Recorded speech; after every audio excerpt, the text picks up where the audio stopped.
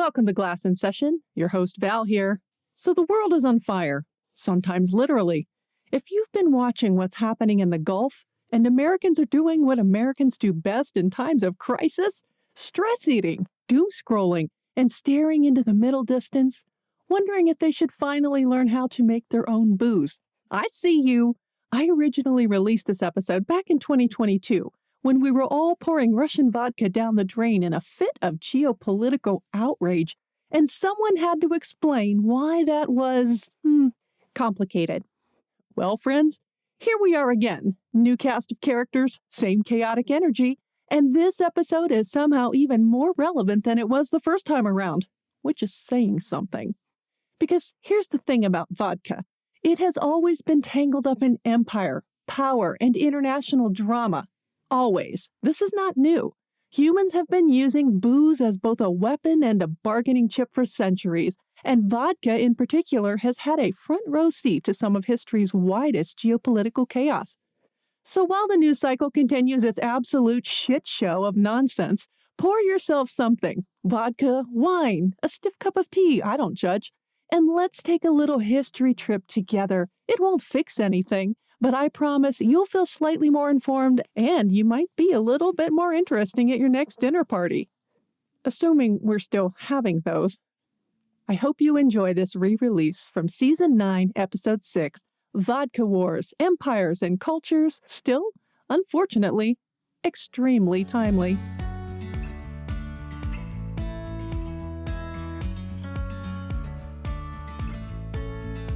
Welcome to Glass in Session. I'm your host, Val. Thank you for joining me.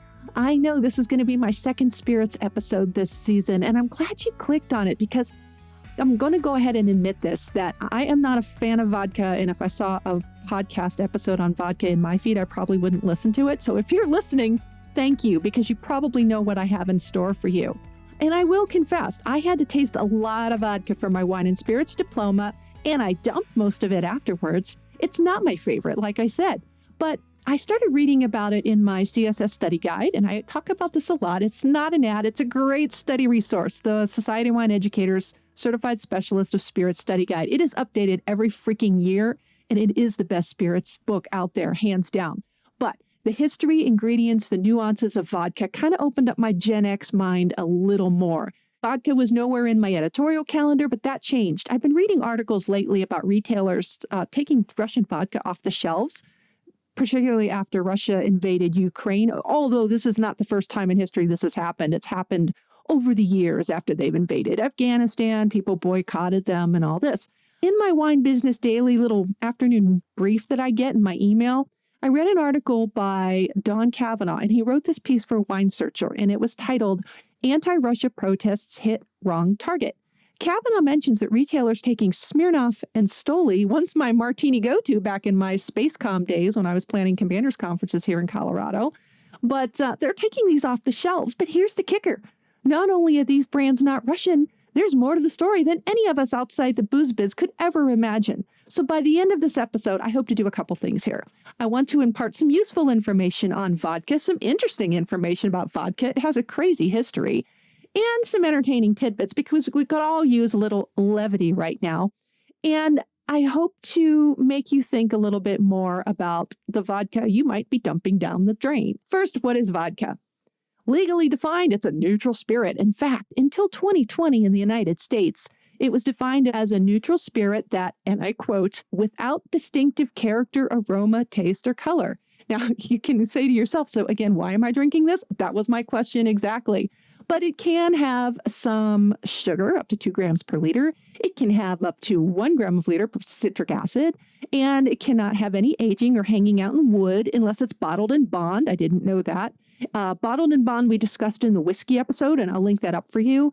And the barrels have to be lined with paraffin if you're going to store vodka in it. Otherwise, no wood aging by U.S. standards. I did find the EU production standards, and they're a little bit different because they do allow the vodka to have some detectable organoleptic characteristics. They actually spell that out, as well as secondary aromas from production, including the addition of flavorings found naturally in distilled products. So no, we're not talking birthday cake flavored vodka. It's not covered air. That's a whole other animal. We're not talking about any of that today. There are some distinctions between the EU rules for production and the US rules for vodka production. So let's talk about those for a minute. US produced vodka must be distilled at 190 proof or above, and it is the only spirit that has this requirement. This means 95% ABV, but it has to be bottled at least 80 proof or 40% ABV. US vodka can be made with pretty much anything. EU vodka can be made with grains or potatoes. However, it can also be made with other agricultural products like grapes, and we will talk about that later on. And if it's made with other agricultural products, it must state so on the label. We'll talk about why that is later on. Unlike U.S. vodka bottled at a minimum of 40% ABV, because we like it rough here apparently in the U.S., EU vodka must be bottled at a minimum of 37.5 or above. So where did this vodka thing come from? This is, like many other things you've heard me talk about this show, very contested. So let's dig into the history. This is the best part, I promise you. Russia thinks they created it about the 9th century. After all, the Russian word for water is voda, so water of life, as with every other distilled product we've ever talked about that was referenced in the 1300s or so. Poland, however, they claim it too. They claim in the 8th century, yet the word vodka is mentioned as far back in the early 1400s in a court document referring to a medicinal drink, because of course it was. The Oxford Companion to Spirits and Cocktails posits an account that involves 13th century Geneva in Italy. They were spreading its monastic distillation expertise across the Black Sea to Crimea because they had some trade monopoly kind of thing going on there. And you'll never guess what happened in the port city of present-day Feodosia in 1395 that caused all the alchemists, merchants, and others to flee north through Muscovy. Feodosia, then Kaffa, it was sacked by none other than, guess who? Timur. You'll remember him. He's Tamerlane from the Mongol Khan Empire mentioned in the episodes about the Silk Road wines of Uzbekistan and Afghanistan. I'll link those too, because I think those were some of my favorite episodes to do. But since the 1500s, we find Imperial Russia and vodka's history very well documented, so there seems to be a lot of it, and we are going to dig into it. We've got Ivan the Terrible in 1552. He's conquering his neighbor, the Kazan Khanate, and he really liked the way the taverns were run by the government. Yeah, imagine that for a minute. Our taverns being run by the government. That would be a hoot. Ivan liked that. Then the booze profits are all absorbed into the treasury of the Tsar, and from that point on, thank you very much. Keep drinking, yo. But serfdom was solidified in the law code of 1649. And it was that code that proclaimed that thou shalt not buy or sell vodka outside the tavern system. And that tavern system was called the kabak. So if you were caught buying or selling vodka outside the kabak system, you would be tortured. So if you're into torture, fine. If you're not, like many of us aren't, then you don't get to buy or sell vodka outside the tavern system. And if you were one of these tavern keepers, you had to swear allegiance to the Tsar, and you had to swear allegiance to the Tsar by kissing the Orthodox cross, but okay. And you had better overserve. So those of you bartenders out there, I know you're cringing and you've taken your safe serve test. You're like, oh my God, I can't believe she's talking about this because responsible drinking. But hey, back in 16th century Russia, if you didn't overserve the town drunk and you cut him off, you were cutting into the Tsar's cash, and they don't like that. Ladies and gentlemen, this is how a fledgling Tsarist empire builds its wealth, military resources, and how it profits off the drunkenness of its citizens in a nutshell. It was no secret that Peter the Great loved him some vodka in the early 18th century. In fact, his idea of entertainment was, well, imagine this again. A foreign leader goes to meet with the Tsar, but before we can sit down and discuss, sanctions or the G20 membership or anything like that, foreign leader, you must drink.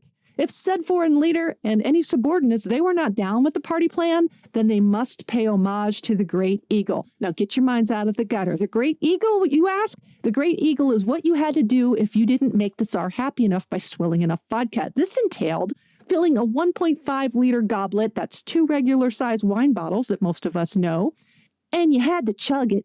Sometimes people died. Sometimes people got carried out. But this was Peter the Great's thing.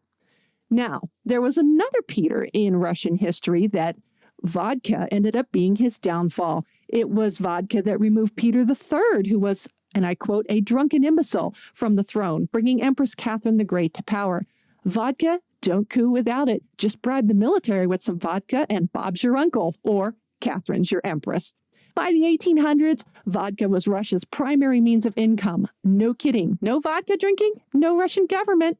We didn't see vodka here in the United States till about the 1900s. Now, this all started when communism started poking its head out. Tsar Nicholas II, he thought it would be a good idea to ban vodka production, and I attached a whole article on how this was his possible downfall. Something to do with Russian soldiers being too drunk to fight. I've linked up this Time magazine article that I mentioned, and they quoted Russian newspapers after the Japanese attack in 1904, particularly in a kerfuffle around Mudkin. The quote is, "The Japanese found several Russian soldiers so dead drunk they were able to bayonet them like so many pigs," end quote. I thought that was hilarious and oof, right? So if it wasn't the Japanese that defeated the Russians, it was possibly the alcohol. Then there's the theory behind Tsar Nicholas getting behind the temperance movement. While Rasputin, who, by the way, was another drunk and a crazy mystic, he cheered this whole thing on. Remember what I said about no vodka? That's right. No vodka, no money, no money, no war rubles. All around a bad idea, Nikki too. And the world's first prohibitionist country broke. The economy broke, heralding the rise of Lenin after that. Now, Vladimir Smirnov, S-M-I-R-N-O-V, Smirnov, he wasn't having any of that. He had a vodka factory, and he ended up selling it. He sold the brand, he scooped up his family, and he fled to Turkey after the Bolshevik Revolution in 1917. Later, they moved to France and then changed the family name to Smirnov, the one we know today. Smirnov, 2 Fs, no more V. In 1933, it was Rudolf Kunet, a New York businessman who'd also fled Russia just the previous decade. He purchased the rights to all things Smirnov. Turns out Rudolf Kunet and Vlad Smirnov, they knew each other back in the day before the revolution, as the Smirnov vodka was made with Kunet's grain. Anywho, Rudy Kunet, he started making Smirnov here in Connecticut after Prohibition, and it was the very first vodka produced here in America, don't you know? And for a very long time, the only one. By the time World War II ended, vodka was finally gaining popularity in the United States, and the cocktail culture, it was on the rise. It was credited often to the Hollywood bunch, not to mention the highlight of that. James Bond martini, ordered, shaken, not stirred. Now, you cocktail bartender, mixologist types out there are going to head and commence to arguing over shaken versus stirred cocktail construction methodology. But one thing you will not argue about is the vodka. The vodka that was used here was indeed Smirnoff.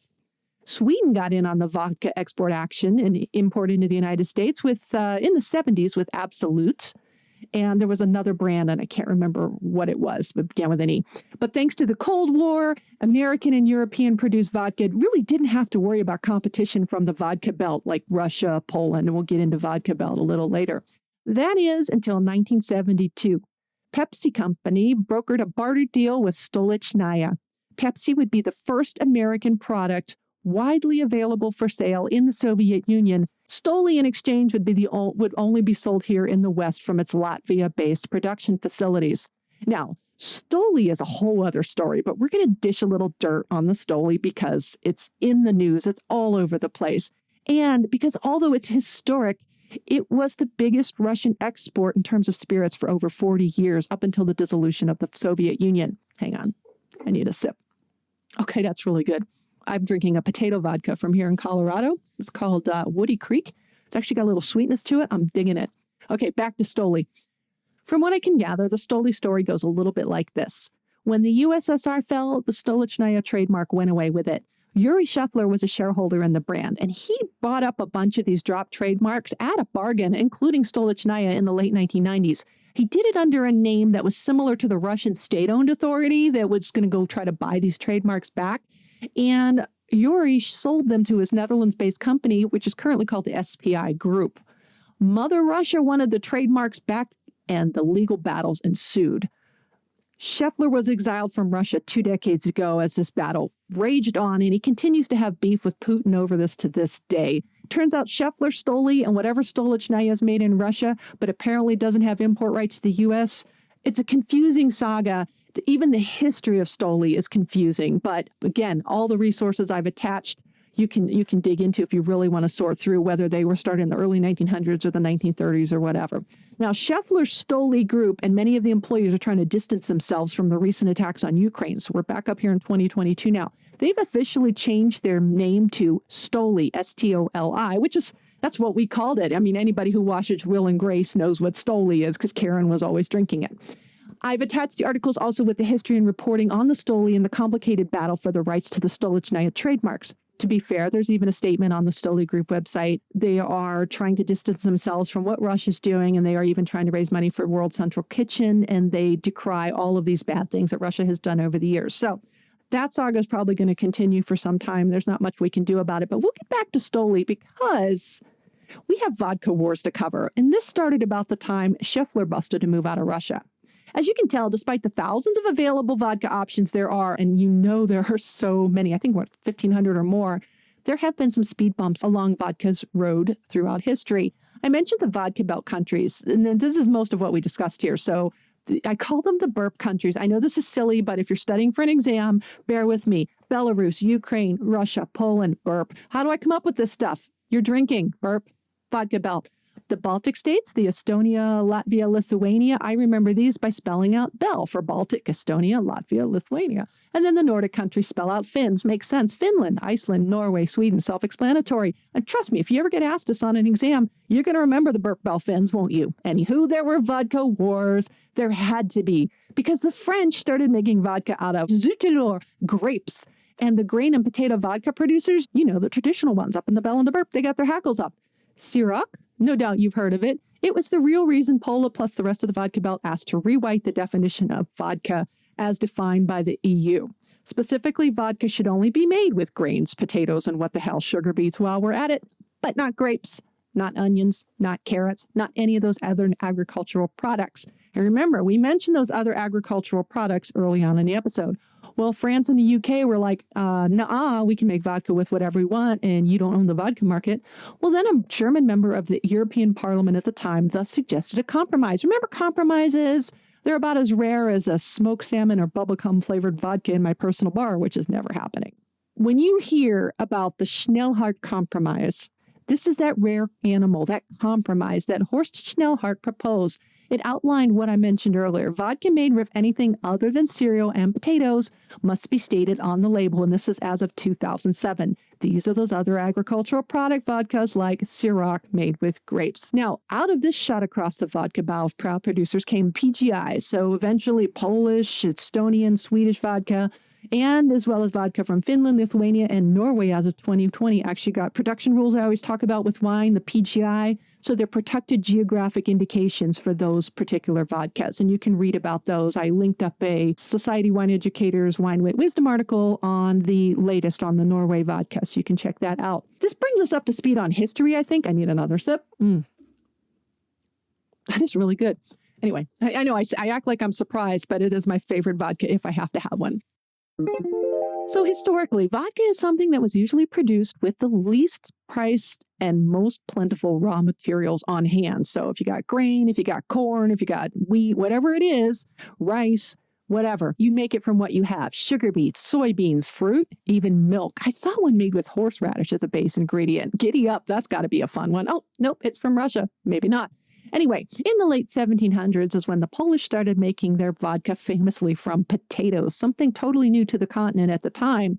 And then a century later, it was the use of charcoal to filter out nasty flavors that became standard practice. The result is this neutral spirit I mentioned earlier. It's a spirit that is distilled and filtered all to hell, as I call it. So all those congeners we love so much in a gin, in a whiskey, they're not fully extracted. It's highly rectified. It's just reduced. And there is some detectable, if not identifiable, ethyl compounds that can deliver delicate fruit, flower, other characteristics. And you can read about those in the CSS study guide. It's not an expensive book. Trust me, at the end of this episode, you will want to get this book. But I swear if you blind taste a flight of vodkas at room temperature, not ice cold out of the freezer, you will see the difference. Even in the mouthfeel, I find that the potato vodkas, for example, tend to be a little smoother, which is why I kind of pontificate on those a little bit more. Now, this does not mean that all vodka is flavorless. And I'm thinking of the Polish Zubrowka. This is my husband's favorite. This is bison grass vodka, and there's no bison. It's not made with bison. It's just that the grass that is found in only certain areas in eastern Poland, they've got these forest areas where a particular breed of bison likes to hang out. In this case, the vodka does have a slight yellowish tinge to it, so you can pick it out of a lineup in the glass. And you can't miss the bottle, as usually there's a long strand of the grass in the bottle. And you'll certainly get those grassy notes on the nose. And I know I said vodka isn't typically aged, but you had to know there are exceptions. One of these is called Starka. Usually from Lithuania and Poland, Starka means old or old woman. And this vodka does tend to spend years in oak casks. The casks were probably mostly used for wine, but they also add herbs and spices. In Grossman's guide, they refer to this as a vodka for brandy lovers. The CSS study guide speaks to a 600-year tradition of filling a cask with vodka when a child is born, burying it, and then digging it up when the child gets married. There are also traditional versions of Russian-flavored vodkas with their own traditions and adds, like chilies and honeys and citrus and other things. And there are specific names for these. They go back a long time. Even the Oxford Companion and the CSS Study Guide talk about these in more detail. And I believe when we got the rights to Stoli in the 70s, we also got the rights to import their specific chili and lemon vodkas. Again, there's specific names for them, but I'm not going to go into that. Trust me, this is not your chocolate, strawberry, whatever vodka. This is traditional flavored vodka.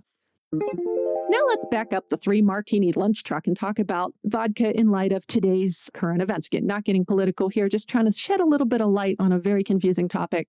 The Distilled Spirits Council of the United States, what we call DISCUS, they have a statement in a recent Forbes article that I've linked up for you that states that Russian imported vodka has really been on the decline for a decade. It's been down 79% since 2011.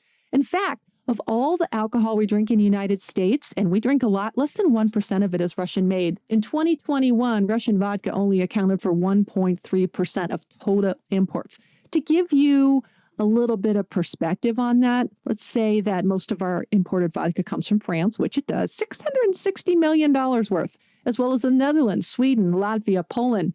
So Russia's going to come in at a distant sixth with just like $18 million worth of vodka exports to the United States. It's not going to hurt anybody if you're dumping it down the drain, which is my point here. And I really like this Forbes article. I'm going to share it a little bit on its own as well as in the show notes because it tells us where the world's leading brands do come from.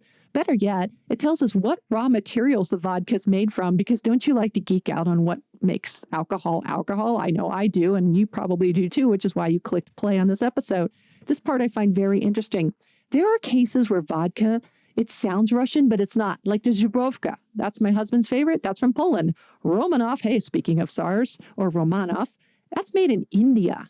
There's a Bolskaya vodka. It's made in Pakistan. Vodkas that don't sound Russian, like Kaufman, Green Mark, or Gold Symphony, those are Russian. Nemirov, Soyuz, or Khortytsa Deluxe, those are all made in the Ukraine. They all use wheat as their base materials. And according to this Forbes article, Nemirov is the oldest, largest distillery in Ukraine. So if you have a big bottle of Smirnoff laying around or Stoli, dumping it isn't giving Russia the big FU, is my point, as good as it might make you feel. But after all this, dumping your Stoli and Smirnoff, as you can see, it's not hurting old Vlad either. Also, after all this, I hope you see that there are some really fun other options to check out. Don't get me wrong, I'm a huge fan of standing up for people and rights and causes that need defending. I'm a huge fan of targeted sanctions and hoovering up dirty money assets from these criminal oligarchic, as my dad would say, jagoffs. Sorry, it's my inner Pittsburgh coming out. Channeling Dad a little, miss you, Dad. But I hope this little ditty on vodka did impart a little clarity and calm to the subject, because I know things are crazy right now. And as I admitted at the beginning of my spirit study, I was in the camp of Russian writer Viktor Yerofeev, and that I saw no good reason to drink vodka outside of a Bloody Mary or even a martini, because I prefer a gin martini to a vodka one. But like I said, you line up a few at room temperature made with a few different base ingredients, you too will be able to discern some different tastes and fine aromas in many cases. Well, my friend, this does it for season 9 of Glass in Session. Are you noticing this theme with booze history? I know we always talk about the Romans, check. Monks, check, got those too. Now we got barbarians, including Genghis Khan and his spawn hanging out, or Genghis, depending on your school. But yeah, even modern day barbarians, go figure. The booze history has got a lot of really interesting stories behind it, and I hope you enjoyed this week's ramble through centuries of vodka. Once again, I hereby offer my extremely profuse appreciation to you for clicking play, allowing me that tiny spot in your podcast feed.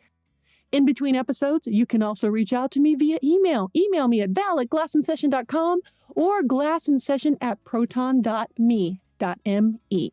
On the socials, pick your poison. Blue Sky at Glass in Session. Vino with Val on Threads and Instagram. You'll see Glass in Session, trademarked, in my bio. On Spoutable, I'm Glass in Session sometimes. I'm Vina with Val on Pinterest, and on Facebook, you can find me at Facebook/Glass in Session. On Substack, I'm also Glass in Session. Connect with me on LinkedIn. Valerie Caruso, there's a bunch of letters after my name, wine stuff, and audiobook narrator. Yes, audiobook narrator. I just finished a book, and I've got one in progress right now. You can find the latest audiobooks I've narrated on Audible along with this podcast. There is Glass in Session swag in my TeePublic store, linked way at the bottom of the show notes and on my website. Thank you to those of you who are supporting the show. Glass in Session is a production and registered trademark of Vina with Val, LLC. Music is Write Your Story by Joystock. Website is glassinsession.com/podcast.